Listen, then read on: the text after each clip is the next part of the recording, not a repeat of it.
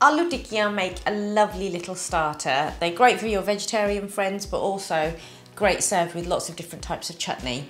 What I've done is I've pre-boiled some potatoes, and I always do it with the skin on, and the reason I do that is that they don't take up as much liquid, so you don't want them to turn into a mashed potato.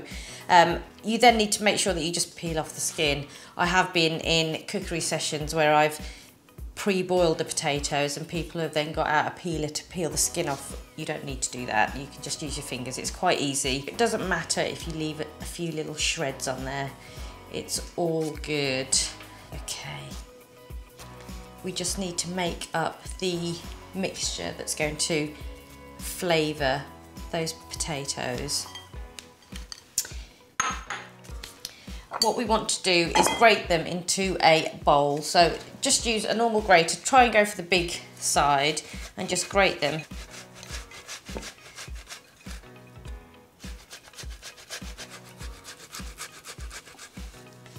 There we go.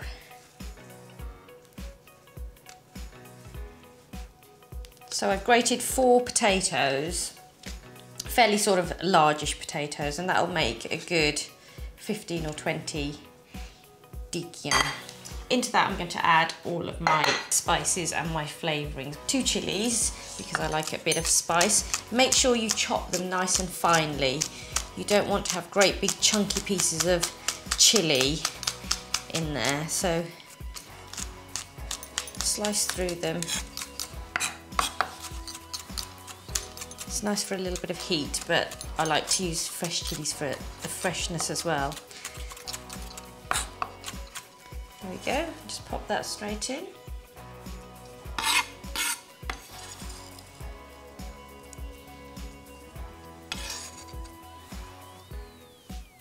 I'm also going to add a little bit of fresh coriander. Freshness, colour, and that lovely coriander flavour. So just a handful, again, finely chop it. You can use the stems as well, you don't need to throw those away and waste them. Just make sure you chop them up nice and finely. Just pop that in too.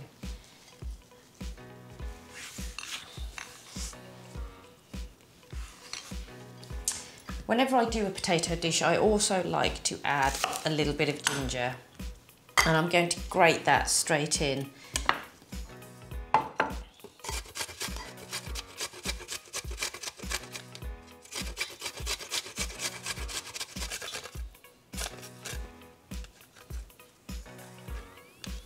So that's probably about a 3 centimetre piece of ginger that I've grated into there. Into that I'm going to sprinkle a teaspoon of garam masala, which is going to give it a lovely warmth. I'm going to put in a teaspoon of salt. You can put in to your taste really, but I like to put a teaspoon in. I'm also going to add a little bit of red chilli powder, and that's more, well, for a little bit of heat, but also for a bit of colour as well. So just half a teaspoon in there. And then what I'm going to do is just mix that all through.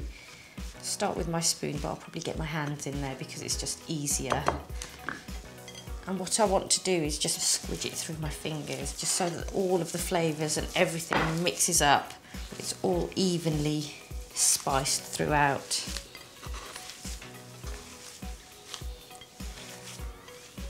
Just going to have a little taste because it's really important that you get your seasoning right. It might taste slightly over seasoned at this point, but that's because some of these I'm going to put into a batter.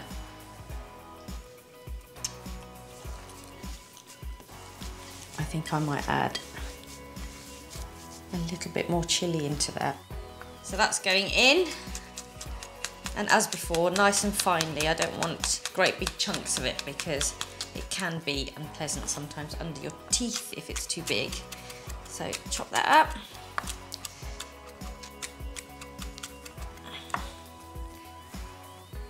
My children love these as well, so if I was making it for them, I would sort of tone down the chilli a little bit, but it depends who your audience is and who you're cooking for.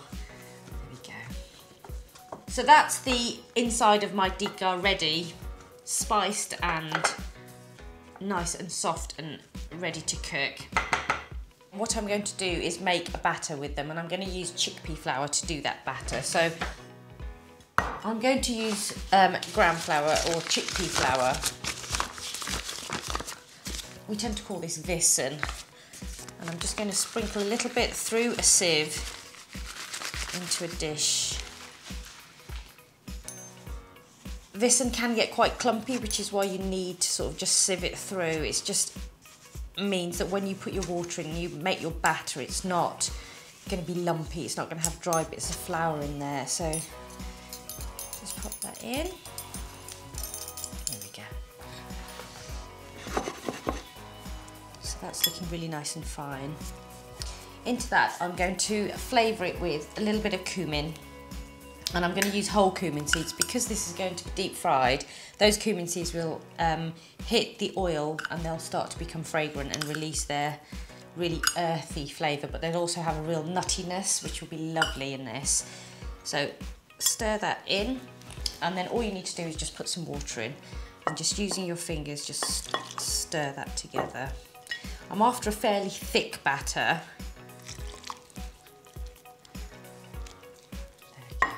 Good. So that's what you're looking for, almost like that sort of thick, gloopy consistency. I'm just going to pop this over to one side, and then I'm going to start to make up my tikki. Before I do that, I'm just going to put my hands just into a little bit of water. And the reason that I'm doing that is that it means that the potato won't stick to your hands, and it's easier to form the little discs that I'm looking to get. So that sort of size, just make sure it's nice and compact. You don't want big cracks in there, but just make those up. Don't be too stingy with them. And then again, if you feel that it's starting to stick to your fingers, all you need to do is just put a little bit of water on them again and just start to make them again. I always like to serve these as well with some lots of different types of chutney, because it's potato, it complements a lot of the different chutneys that you can have. And if you look on my website, there's loads of different types of chutneys. Most of them have got a slight spice to them, so I've got ginger on there, I've got tomato chutney on there. So have a look and check them out, because these are the kinds of dishes that work really well with those chutneys. Whenever you're cooking with hot oil, just make sure you've got a clean area, because you don't want to start any fires or anything like that. And be very, very careful when you're cooking with hot oil. What we're going to do is just test that the oil is hot enough. So I've had this on for about 15 minutes on a very gentle heat, just so that all the oil heats through. And the way I'm going to test it is just dropping just a tiny little bit of the batter into it. And if it comes straight to the surface, which it did, sizzling away, you know that your oil is ready. You don't want the oil too hot, because you want the batter to go crispy and brown and golden, but you also want to heat up the inside as well. So all I'm going to do is dip these into the batter, and very, very gently I'm going to slide them into the oil. Don't just throw them in, because you'll splash all that oil back, and it's very, very dangerous. So just very gently, just place your aloo tikki in to the oil. As you start to get more confident, you can do 2 or 3 at a time, but I would just start off by doing 1 at a time until you're feeling happy that you know what you're doing. So because it's hot, it won't stick to the bottom, but that's what you're looking for, that lovely crisp outside. And just give it a little turn over very gently. But I'm going to leave that to cook for about 2 or 3 minutes until it's lovely and golden. In the meantime, I'm just going to start to get my other aloo tikki ready with the batter.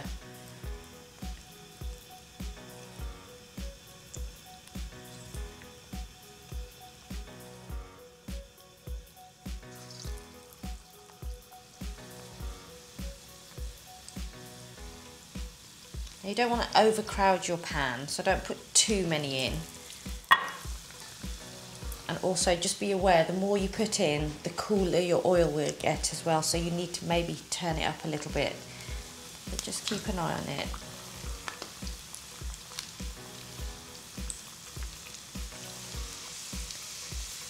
So once they go this beautiful, beautiful golden brown colour, just fish them out and just pop them onto some kitchen roll.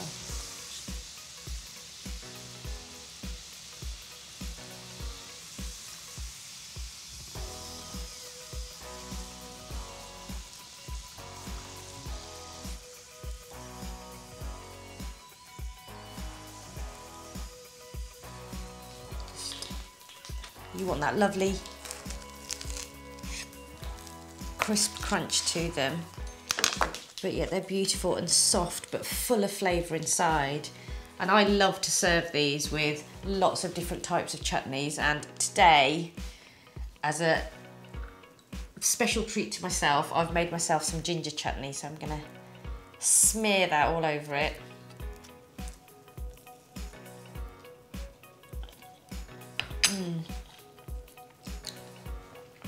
That's going to wake you up. It's so lovely.